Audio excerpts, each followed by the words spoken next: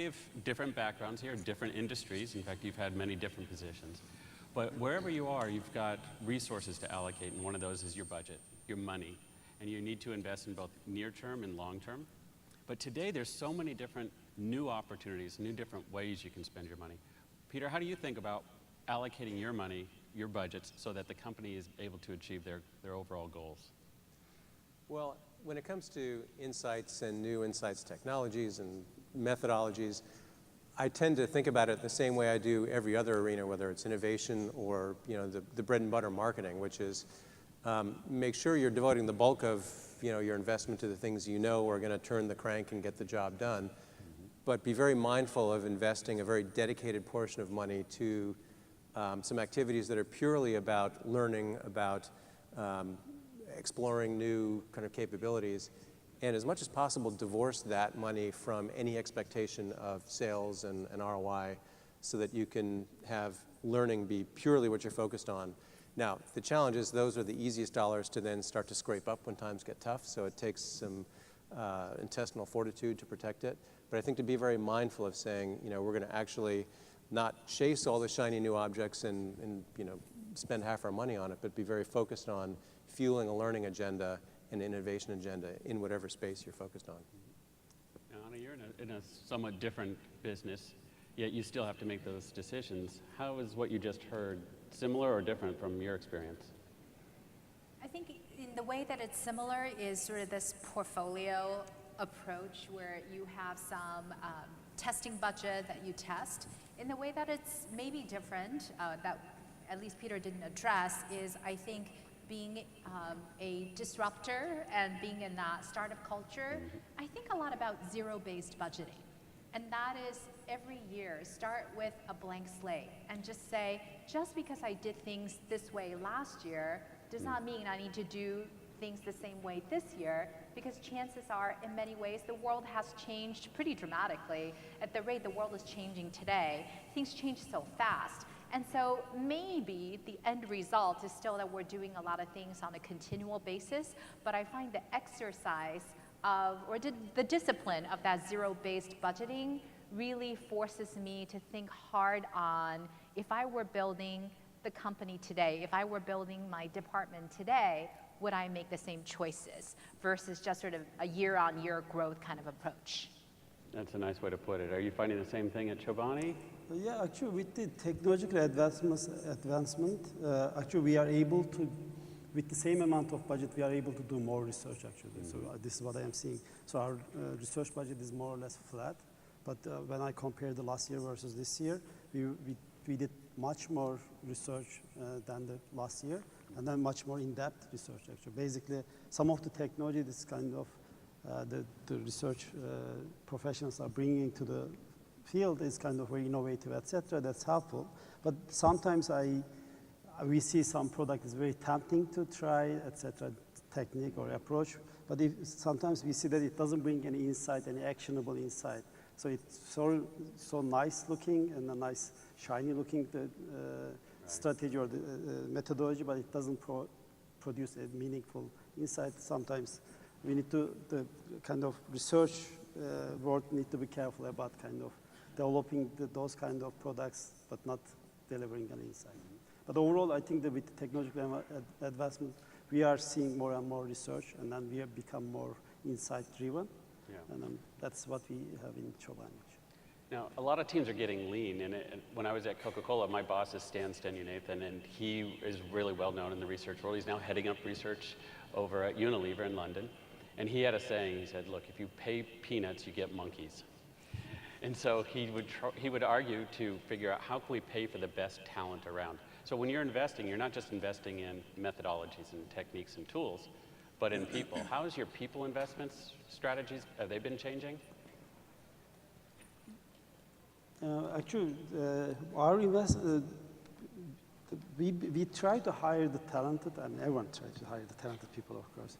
So, but especially inside professionals, they have the analytical thinking mindset.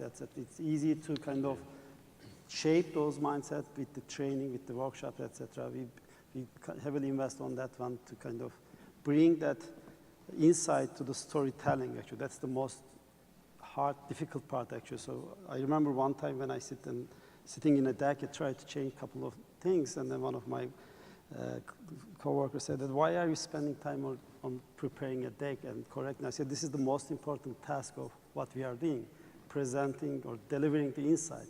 Right. So if I am a CFO or the CMO, my output is maybe the creative, etc. But for the inside professional, that's the most important thing. So whatever you do in the methodological part, if you don't convey this message very simple way to the consumer of that insight, which is CMO or the sales of people, it is just worthless. So we try to invest in the storytelling, explaining the insight in a plain way in the inside professional area. That's a great way to get the information to cascade throughout the organization. Other than storytelling, are you having any skills that you're looking for? Yeah, so actually we invest in a downstream skill of in engineers. So we find that the Insights Group may pilot a program that we think becomes critical for us to really, integrate deeply in our business, and then we have engineers build proprietary tools for us. So an example of this is this new tool that we've built called Trend Rank, and its sister Retail Rank. So Trend Rank basically, scours the internet and predicts for Pop Sugar what types of content will be trending and resonating with our audience across everything from Google search to what's happening on Facebook to all the other publishers, so we get this aggregated data. That used to be something that came to us in sort of a report that was manually compiled. And after a while of consuming that report, we said, wow, this actually is really helpful. When we take these insights and action upon them, it makes our content so much more engaging and better. And it's something that we can't really afford to scale if we're having to hire 200 researchers to sort of give us that at a scale. So we actually invest in engineers and develop our proprietary tool. This might be a good time to talk about your different partners, because that information you're learning is not only useful to you, but the partners that you have on your website. Yes, correct. So Pop Sugar's business model is we work with advertisers who want to tap into our audience. And so it's a win-win situation when we can create content marketing that resonates with our audience and that works for our brand. And so we will partner with brands like Chobani or like Target and Ulta and figure out, what it is that their consumers want. So one of the things that we're going to launch in 2018, based on this sort of insight-based approach, is we're going to launch a proprietary Pop Sugar beauty line. It's our line of beauty products, and that's going to be launched exclusively at Ulta stores nationwide. And the foundation for that was, when we looked at Trend Rank and looked at what types of products young women are looking in their beauty products, we found that non-toxic products was really trending off the charts, and amongst a bunch of other things. We said, wow, okay, here's an unmet need. Here is a white space that we can credibly own, and based on that insight, we developed a product line, and we're going to launch it next year. It's a great example of acting on the insights right away. Those are some of the tools I wish I'd had when I was working back then. So how about you, Peter? Earlier, you and I were talking about how do you keep your organization on strategy? And research and the information and the insights we provide can help do that. But sometimes people are working on their own work and have different insights. Yet insights can come from everywhere, but as an organization, there has to be some mechanism for keeping things going in the same direction. Well, one of the roles that a CMO plays, and it's not always one of the most fun or popular roles, is kind of the ogre on the bridge. Right, kind of the Gandalf in Lord of the Rings, you shall not pass, right? So whether it's a half-baked positioning statement or, an ad campaign that's at the 5-yard line but not quite there yet, very often I find, and people who have worked with me in the past, and I know Walter Blattkamp is an example, you're out there somewhere, know that I tend to be a hawk on insights, and that's one of those places where it's really easy to get kind of lazy or facile or kind of circular self-serving. And usually it's not the fault of the researchers, but it's kind of brand manager, eager to get kind of done with something, or eager to check a box or fill in, a part of a briefing statement with an insight that really isn't one, but that kind of sets up the value proposition nicely. And it's the role of the CMO to say, okay, come on, seriously, I like sweet and salty, and I wish I could have both. That's the insight you're bringing to me as part of this brief? I'm sorry, that's barely an observation. That is not an insight, right? An insight has to be revealing and penetrating and put a finger on some kind of tension or a nerve ending that you can then poke at and generate a reaction. And it's just way too easy for people to kind of breeze past that. So that's one of those places where I find myself, continually playing that role of ogre on the bridge. And I really long for researchers who will kind of join me in that and be, ogres on their bridge and be keepers of the flame of integrity of insights. Because now that data's everywhere, and now that we have research and insight-like activities in so many different places, it's really easy for there to be lots of perspectives and different views on the same data, or different data that may or may not tell the same story or be as sort of reliable. So I really, look to research folks to be those sort of, zealous soldiers of truth, and to hold others accountable for, are you, speaking with integrity? Are you really, is this a high order insight, or is this just sort of a self-serving bit of information? And look for them to kind of help be those standard bearers. Yeah, that idea of the role of the researcher within the organization. Now, at Chobani, you were telling us that there are no research department. There is no research department. There was actually. So at Chobani, what we have done in July, actually, a couple months ago, so we don't have any marketing department anymore. We don't have any sales department. We don't have any insight department. There was 3 departments, independent department. So we combined all of them because they were all fighting each other. Not fighting, of course, I exaggerate. So we said that why don't we bring all this group together, and then we call this demand generation department. So we have only one department that work with the same goal, kind of generating demand. So the insight kind of flow through the all sales, marketing, the communication all together. So it's a kind of a group of people that, about 20 people right now. So kind of try to use the insight and then kind of serve this insight within the organization, whatever the needs is that. And then we work with our chief creative officer, chief marketing officer, demand officer.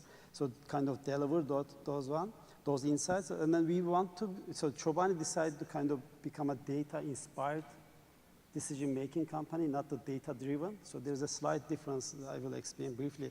So when we do the insight, when we get the learning, etc., sometimes we kind of so obsessed with the result, we believe that it's 100% correct.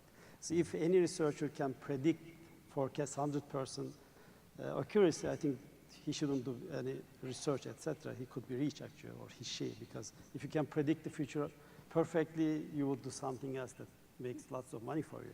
So what we are trying to be careful about, that we get the insight, and then we become a server of the insight, but we make sure that we don't become a prisoner of the data, actually. So because data sometimes might be wrong, and then we just serve this insight, and then decision maker take this insight as a data decision supporting point, but he or she can add his or her own experience to make the final decision. So this is, I think this worked pretty well within our company, because it doesn't kill the creativity, but it also has some insight in the decision making. Sometimes we make decision against the insight, but this is the risk that we know that, okay, data says that, but we believe that our gut feelings, the gut check says that we are going to go this path. And then sometimes that path proved right, actually. The insight was wrong. So actually, that's how the new innovation comes. If you don't try something not tested, actually you wouldn't create something new. See, I love that idea of how you're actually helping to shape the culture within the overall organization, and you're getting the silos to go away. And for me, just working at a place that's called data-inspired versus data-driven sounds like a great opportunity. Yeah. How do you help manage the culture within your company, and what's the role of research within Pop Sugar in that regard? I think the role of research in Pop Sugar is twofold. It's really helping us understand our audience better and connect that with our client's audience, and sort of finding that intersection of needs And so help us create better campaigns with our clients and better content for Pop Sugar. And as I alluded to earlier, I think that a part of the research team's role is sort of piloting programs. You know, a lot of or piloting, products or technology products that we develop. Some of the insights that they develop, like that trend rank tool that I referenced, becomes an integral part of the organization. So I think we are, by virtue of being, a digital native company, we are very much data driven. But I love the data-inspired, moniker, because I think that applies to us very much so. So much of our new product development is really, driven by data. Yeah. I was in the offices of HelloFresh, the meal kit company, and they are a tech-driven company just like you. And having come from a traditional CPG, to me it was just amazing to see the difference in the culture. The quickness with which things happened, and the fact that everybody there is collaborating and moving so quickly. Stuff that probably would have taken us a year to do was being done within 6 weeks at this company, because their turnover rate and their acquisition rate and the speed with which their business takes place and the speed with which they can collect information and then act on it is really incredible. Now, for the two of you that have worked in Chobani, and then you've worked at Hershey's and other companies, are you seeing the people that you hire for research that come from outside industries, like bringing tech people in or bringing somebody, say, from the healthcare industry to a CPG company? Have you found that to be either helpful or a hindrance? So actually, when you hire someone that's not familiar with the, let's say, CPG environment, it brings some fresh air, so to say, kind of different perspective, because so as I said, the inside professionals, they work with the data. Data is the same, doesn't change, but some of the acronyms, some of the definition changes. I prefer to kind of crisscross with the background, with the healthcare or some other industry, if they work. It kind of, they bring a new look, new angle, and then they propose something different than that we never thought. And then we try to balance both of them, actually. So hire the people who work in the finance sector or the healthcare sector, and then bring the ideas that they used over there, and then bring the tools, etc. So we benefited a lot from that. Yeah. I think it's true of insights as much as it is for marketing generally, and really any setting where you want diversity, right? Marketing has gotten so complicated, so multifaceted, everything from the highest order of analytics and data modeling to pure art and storytelling and absolutely everything in between. There's no marketer that is great at all that stuff, and there's no one company or one industry that's great at all that stuff. So likewise for insights. As goes marketing, so goes insights. So the realm that is encompassed in market research and insights of every kind is so vast and complex that I'm a big believer, also in making sure that you have the right portfolio and the right mix, and there's some domain expertise and some truths and dynamics about an industry that are valuable to know. There's some fresh perspective that comes from industries that may be farther along the digital or the analytic path, or that just bring that kind of fresh eyes that make you go, well, why are we doing it this way? And gosh, that's a question we've never asked. So making sure that you're covering the right bases from a capabilities perspective and bringing fresh air into the room, whether through other companies or other industries, I think is an important sort of orchestration job. Yeah, that idea of combining the different backgrounds is a great way to make sure that you're not doing the same old for quite a while. In a lot of organizations, we have so many people doing different types of research, and the insights are coming from so many different directions. But you still have to make the same decisions, right? So you have to manage your brand, you have to manage your portfolio, storytelling, as you mentioned. How do you combine these so that you're getting the benefit of disparate information coming together to tell a bigger story? Because that's where oftentimes you can discover insights that the competitors don't yet know, because you're combining things in new ways. So the reason why we combine all this marketing, insight, and sales department under one department, like a demand operation, exactly for that case, actually. So we get the insight, but we want, so through this insight, getting process, actually, we try to benefit from the product development, the brand manager, the trade marketers, etc. It's kind of all the team members come together to kind of unlock the insight from the research that we are doing. So kind of not just researcher, but the other groups also participate this process. Then at the end of the day, the storytelling or story writing part is kind of collaborative effort. So at the end of the day, we have this story, all the team members kind of contributed. And then the good part is they all own that outcome because they contributed. So we begin to bring the people from the sales team to the focus group studies. Okay. We bring people, we send our survey to the salespeople, marketing people to see the questionnaire beforehand and then kind of pilot with them, etc., kind of show them what is been doing behind the screen, etc. And then they much more involved. And then in every process, we bring them their insight, their perspective, and then they own that process. And then at the end of the day, we have the story already written, actually. That worked flawlessly for us. Yeah. Well, I wish I could say that we have a solution that's flawless.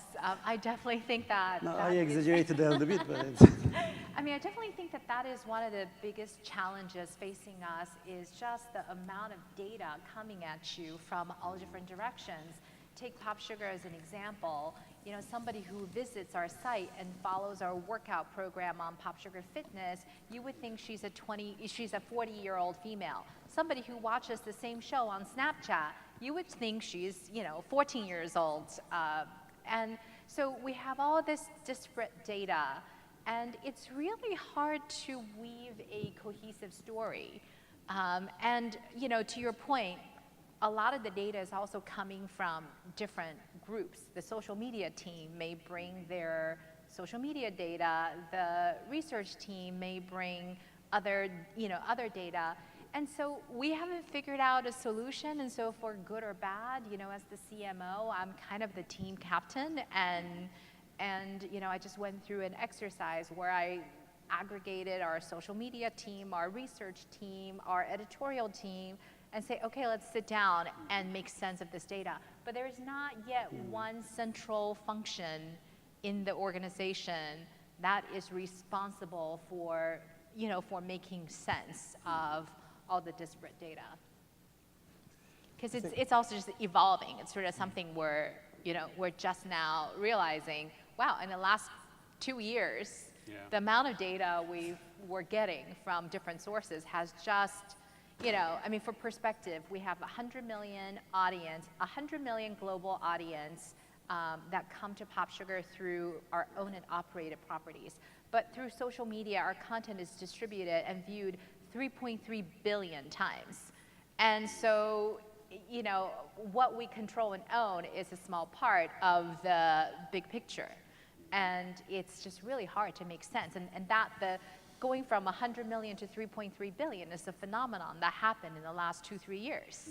And so the speed of change is just so dizzying that it's hard to sort of figure out organizationally how do you respond to that.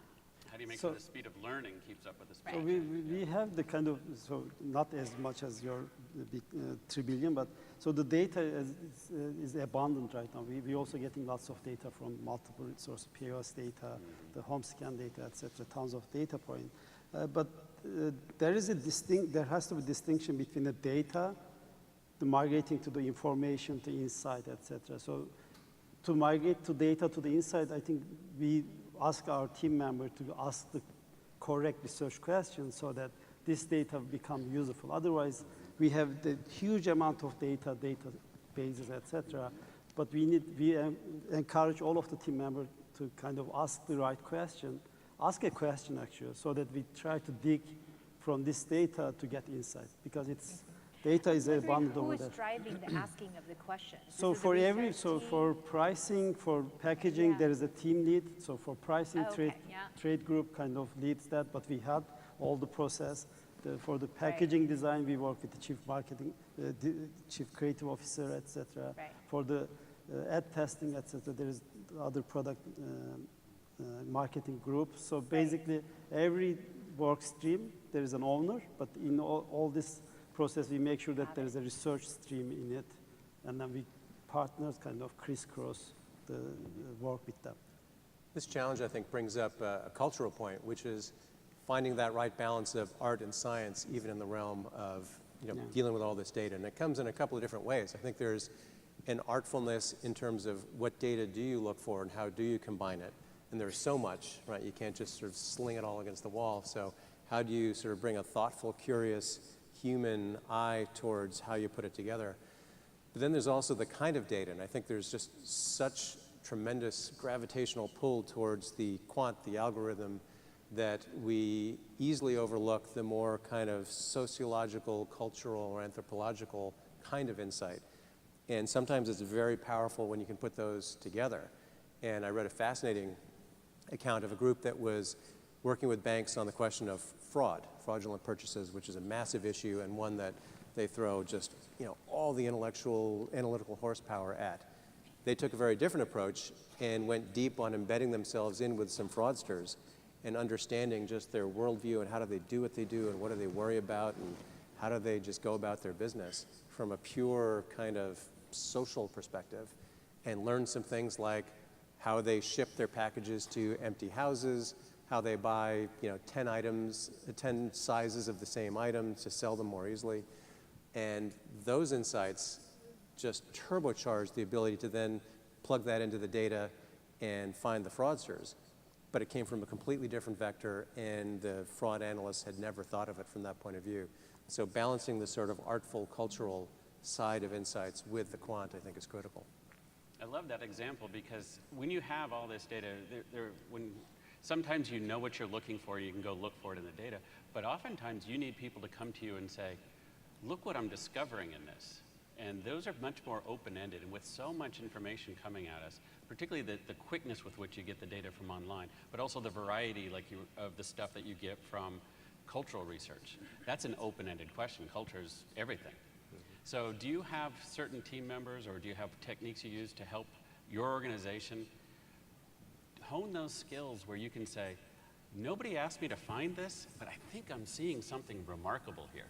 And they're adding that kind of homegrown insight that is going to perhaps be the next new thing for your industry. Yeah, I mean, I can give a Chobani example again. So there's a category management department in most of the CPG, actually, maybe you are familiar. So we try to change this category manager to category insight and development manager, so to say, make them more insightful because they know the category very well, etc.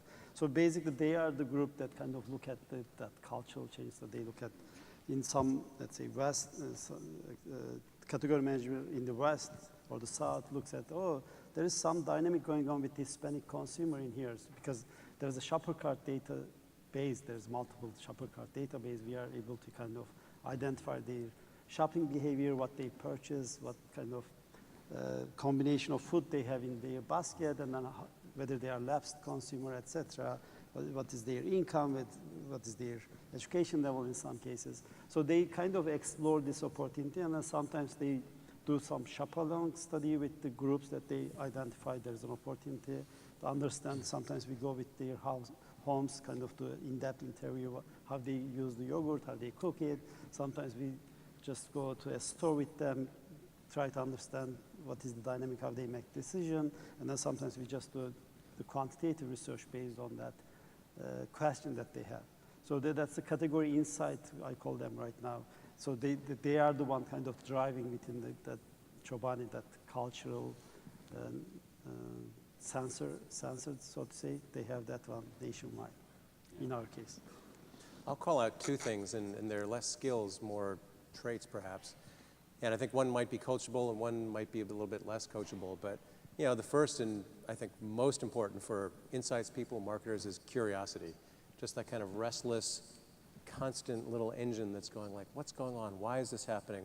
You're not just watching The Voice, you're watching and thinking, what's going on here? What's the appeal? Why did they kick American Idol's butt? Is it the chair? Is it the collaboration? What does that mean for my brand and my business? So just, that always poking around at what's going on so that it opens your mind to how might I creatively connect the dots between these things. And the other is perhaps more coachable, and that is the willingness and the ability to kind of lean in with a point of view, right? Don't just serve up insights or information or data, but lean in and say, with my understanding of the business and with my kind of body of expertise, I'm thinking there's a thing here that we should pay attention to. It may be grounded in the data, it might be more just a perspective that I have, but I think it's so critical that Insights partners be thought partners and kind of weigh in with a point of view. And when you have that kind of holistic business driving point of view, then you are naturally going to be bringing in these various perspectives more creatively. That leaning in with a point of view, is that an issue at your company, or is it something that happens naturally? Yeah, so I would say that routine is the enemy of insights. And so I would say that anything that we can facilitate to disrupt routine thinking, and so it might just even be, at the beginning of a planning cycle, or as we're about to embark research, just sort of ask questions like, how has the world changed in the last year? How have, what's been disruptive? How are other people doing things differently? Just sort of even, seeding your query with those questions that stack the cards less against kind of a routine sort of query, helps the odds that somebody's going to bring to you something that's original and that hasn't been thought of before or hasn't been pointed out before, because they're looking for that, and they're, so I think that's something that's also sort of inherent in our culture as a startup, and it's also part of the Silicon Valley DNA. Yeah, traditionally in market research, there's this whole qual and quant mindset distinction. But we had Malcolm Gladwell speaking today, and in one of his essays called Open Secrets, he talks about puzzles and mysteries, which I really like that distinction. And he talks about a puzzle is a question, you say, tell me what my market share is, or how many people are buying this thing. There's a specific answer, and there are certain researchers who are trained very well to go get that type of information. But then there's the mystery questions, and these are the ones I find fascinating. How is the fashion industry evolving? How are attitudes toward food changing? Where will consumers be 5 years from now?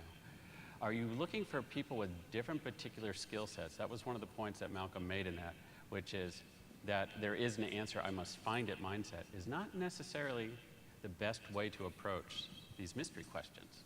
So you need more the investigative reporter to go out there. Do you find you have a blend of these two mindsets in your organizations? I think that's developed over time. I don't think you can develop this instinctful kind of trying to uncover the mystery. Kind of you need to have a passion to kind of look deep into data, understand not just the crunching the data, but kind of try to see the kind of, it's a kind of, that's also kind of art actually. So even though it is data, it is very analytic, etc., but uncovering the insight, trying to see the hidden truth or something like that, it's kind of, it takes some time and experience, I believe actually. It's not, it doesn't just come up actually, I will say that. My point of view is that as a profession, we absolutely need to lean to solving mysteries and not puzzles, because puzzles will be better solved by robots, will be better solved with artificial intelligence. But mystery is really where the human insights come in.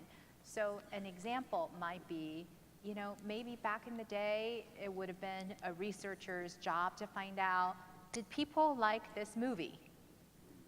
But today, Disney now can, show a film in a theater with 400 people and have all these cameras, and in 10 minutes they can capture 16 million images of how you're reacting, your facial reaction, right?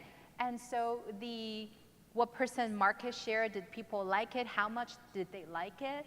That question is going to be answered so much better than by the robot cameras.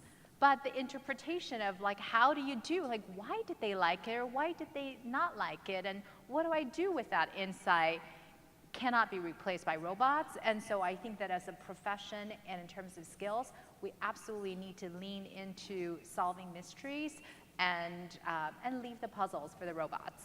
Yes. Yeah. No, couldn't agree more. And it's, in many ways that's sort of been true forever, and that, the more we can automate and routinize, the more humble activities that we can all elevate and think more strategically and big picture and mysterious challenges, the better. Sometimes there are, puzzles to be solved, and, it's usually the poor junior-most folks that have to do it. But, you definitely want to be seeking and cultivating those people who have that passion for those bigger, deeper questions, because those are the ones that ultimately move a business.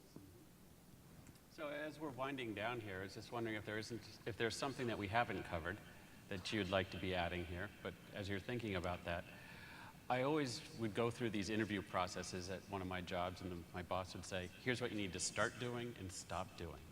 And it was always very helpful. You want to know what you need to stop doing so you can get better at what you're doing. You can spend more time doing what you're good at. Are you finding that the research industry is doing things that just seem to be routine, that perhaps we should just, as an industry, we should just stop doing this so we can start to focus on better things? Well, I'll call out one, and all the players will remain nameless, but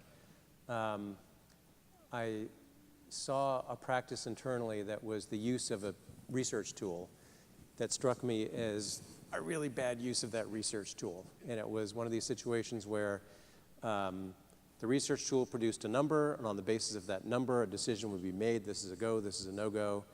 And it made it really simple and cut and dried, and great, 7 is go, 6 is no-go.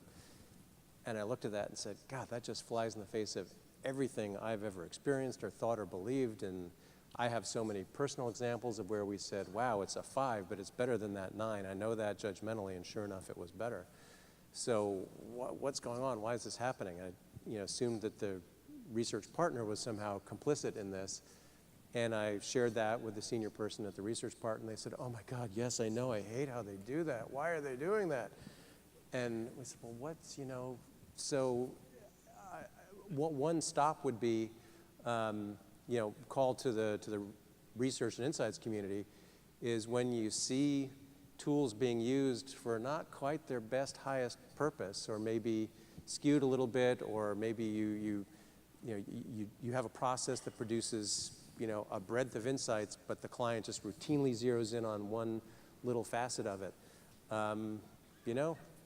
Stand up and sort of hold them accountable for using it with integrity, and be a little forceful. Be a good, loving partner, but that will, be a stone in the shoe to say, gosh, folks, you're just not quite, getting the purpose of this thing, and I don't want to be part of a misuse of this, quote, insight. So that would be one stop I'd kind of call everyone to arms to do.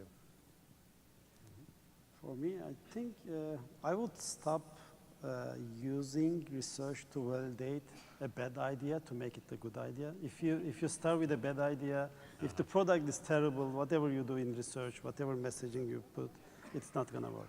So you need to start with the right move, and then you shouldn't use research to kind of validate or to improve whatever you put. But first thing that you put on the table has to be good. So I'm going to put a kind of advertisement in here. This is what we do at Chobani. So we start with the right product, good product, and then after that, I think our job is relatively easy if you start with the right. So the research shouldn't stretch to kind of make that initial idea to better if the initial idea wasn't that good. So then I think we need to kind of make sure that don't use the research power to waste the research power in this kind of hopeless thing. I love both of that. So I will offer a mindset shift. So stop thinking about research and analytics as research and analytics, and start thinking about it as strategy function in disguise with research and data as the tool. Very nice. I like that. We are a good team, so 2 of them together, when you combine, it's a good start. Oh, you had some good ideas from some very different backgrounds, some very different industries. We're all working together in the research world to try to improve how we help organizations move forward. This idea of changing our mindsets, of doing things differently. I love this idea of a team approach. It seems like we're trying to recreate ourselves to be part of a larger organization that's simply more nimble. And if that can be done at every organization, I think we as the research community have done our job supporting what you all need to do at your company. So If you could all join me in saying thank you. Thank you.